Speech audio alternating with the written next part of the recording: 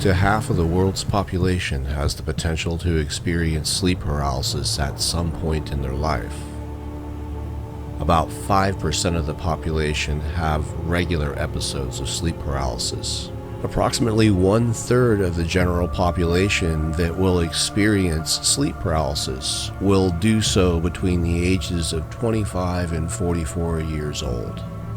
In the past, it was known as old hag syndrome. It's believed to have played a role in the creation of stories about alien abduction and terrifying paranormal events.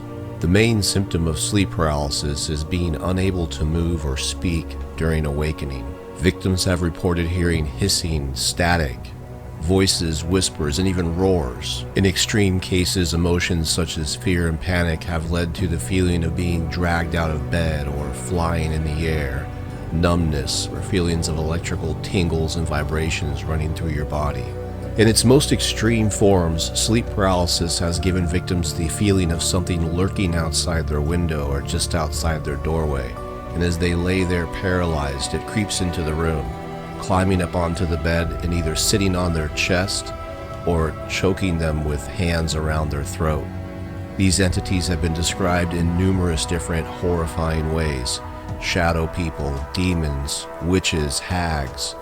Let's take a moment to talk about the history of sleep paralysis and its very definition.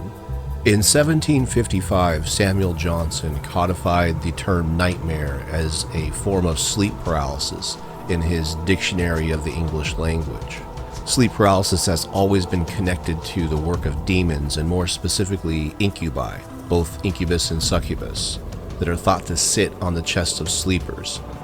In Old English, the name for these beings is mære, which helps form the modern word nightmare, or in some cases, night demons.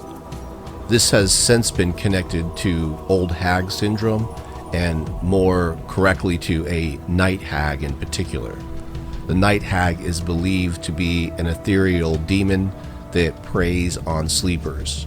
In some legends, the night hag is thought to incorporate the use of the incubus or the succubus with the intention of suffocating you to death while you're paralyzed in order to steal your soul. The first official use of the term sleep paralysis was dubbed by British neurologist S.A.K. Wilson in his 1928 dissertation, The Narcolepsies. Over the centuries, these sleep paralysis episodes have been experienced throughout the world, across all cultural boundaries. There is now over 100 terms used to describe the sleep paralysis experience. What exactly occurs during sleep paralysis, and what medical evaluations have been determined at this point as to the causes? Sleep paralysis occurs during REM sleep. It's different from night terrors, which occur just prior to REM sleep. Sleep paralysis generally lasts up to a minute. In most cases, it's very brief. In some cases, it can last upwards of 5 to 6 minutes. And for an unfortunate few, it can go on for quite a bit longer, which is an incredibly terrifying experience, since most of those individuals who have longer episodes experience the most traumatic versions or levels of sleep paralysis. It's surprising to think that very little is known about the actual mechanics behind sleep paralysis and what causes it to occur in some people versus others. There is very little research being done actively, and there is no comprehensive study that's currently being undertaken that is not connected to more general sleep disorder studies. So sleep paralysis in and of itself does not comprise the vast majority of sleep disorder studies, despite potentially being one of the most terrifying versions of a sleep disorder. A common underlying similarity between sleep paralysis victims is the lack of REM sleep cycle regularity. There is a disruption in the REM sleep. There are people that usually have a chaotic sleep schedule, and this can lead over time to sleep paralysis episodes. There are some individuals that have a hereditary tendency for sleep paralysis, especially if they have a direct relative that has a history of sleep paralysis episodes. The severity and the nature of the sleep paralysis depends to some extent on the individual, but the fact that there is somebody in your direct bloodline that is experiencing sleep paralysis episodes does lend to you experiencing them also. Although I've been fortunate not to have experienced sleep paralysis, I can imagine what it must be like to be motionless and at the mercy of whatever is occurring around you or whatever you perceive to occur. It's difficult to simply tell somebody to stay calm, but that in fact is what a lot of experts recommend. With the advent of technology and the sheer amount of electronic equipment that's in the everyday household, there is some sleep studies that have suggested that there is difficulty in reaching a REM state of sleep in a electrically dirty or a room saturated with EMR or EMF. Consistently being unable to have a healthy REM sleep pattern does tend to be one of the primary factors when it comes to experiencing sleep paralysis. So if technology indeed is interrupting our ability to reach these REM states, it would stand to reason that a room that is less technology laden could lend itself to a healthier sleep. Of course, this is rather speculative at this point. There's two factors in REM sleep that tend to lead to this panic and sleep paralysis, and that has to do with the fact that your body is regulating your breathing. It's much more shallow, and this is the feeling that people have of unable to breathe, like something's pressing down on their chest. This is a characteristic of REM sleep taking over the function of your breathing. And the other factor is the paralysis. Your body is shutting down your muscles in a way to keep you from acting out your dreams. So what's going on is actually normal and you experience it every night. But what's not normal is waking up and still having those REM sleep characteristics in play.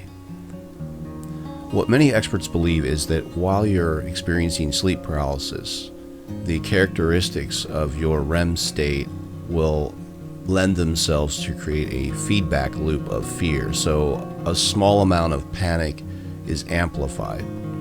One way to look at it is that while you're in a REM state, your body's acting on a more simplistic instinct level. While you're able to rationally think about what's going on, your body's not able to react to that rationality. So you tend to enter into a fight or flight mode. And because of the nature of the paralysis, it tends to create a feedback loop where the panic escalates and the REM pattern tends to continue to suppress your ability to breathe. It's like the body's doing two things at once, and remaining calm is one of the best ways to calmly bring yourself out of this state. I have to admit, it's easy for experts to recommend remaining calm, but could you imagine experiencing some of the most extreme cases of sleep paralysis, including hallucinations and the impression of a demon crawling up on you and choking you, and somebody sitting there saying, hey, remain calm? Seems kind of silly, but that's the advice they give. Besides the hopelessly obvious advice of remaining calm, there's a few other things you can do to help eliminate some of these sleep paralysis episodes, or at least lessen the intensity. One of the easiest things to do is not to sleep on your back. The way that your lungs operate and the way that REM sleep controls your breathing exasperates the experience of suffocation. It's easier for you to avoid the feeling of suffocation if you're not sleeping on your back. Some common sense steps would be to avoid caffeine or energy drinks prior to going to bed. Try to set up the process of winding down for the night. There's a substantial amount of value in being calm. The more amped up you are prior to going to bed, the more difficult it is to enter into a healthy REM sleep pattern. And this is one of the key characteristics to experiencing these sleep paralysis. In conclusion, we have to ask, are people experiencing something paranormal when they go to sleep? Is there such thing as a night hag? Does she use the incubus or the succubus to choke you and terrorize you? Are you experiencing something demonic? And the answer to that is probably something that you as the individual have to evaluate. There is a strong connection to your mental state prior to going to bed, and your innate fear of these attacks works against you. It really works against you to have a fear of sleep paralysis because of, like we mentioned, there's a feedback loop that takes place which elevates the intensity. It's really quite tragic when people reach the worst levels of sleep paralysis, because backing yourself down to a more normalized sleep experience is rather daunting when you're living in a state of fear prior to going to bed. And it's amplified greatly if you feel like it's something paranormal and completely out of your control. The best advice I could give you is making sure that you're giving yourself every chance to go to bed winding down in a healthy manner and avoiding things that are going to exasperate or aggravate these sleep paralysis episodes. Best of luck. I hope you all get a good night's sleep.